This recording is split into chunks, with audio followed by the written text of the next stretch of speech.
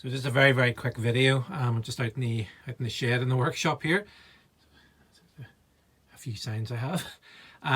We're just going to look at this, which is one of the master post radios for the ROC monitoring posts.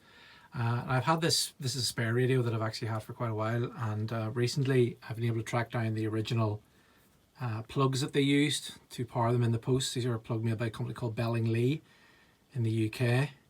Just got a 3-pole plug there, and let me see if I can get a torch here so you can see. You can see the connectors they used underneath. There's the aerial, there's the power, and there's the external speaker.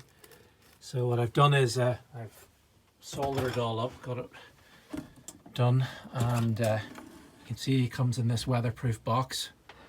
And there's the handset, and there we are, we're all working, and we are connected to, I just have this sort of shoot antenna here for doing when you're away from base station. So it is all, does appear to be working.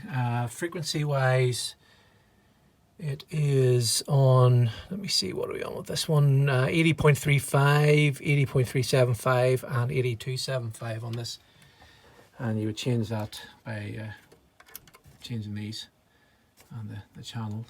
But yeah, there's the radio working, and I'll have to have a little play with it just to see if the frequencies are still correct. I've got a scanner, so I'll see if the scanner's working right. But that was just a quick video just to show you an ROC post radio, and that they do still work. Cheers, bye bye.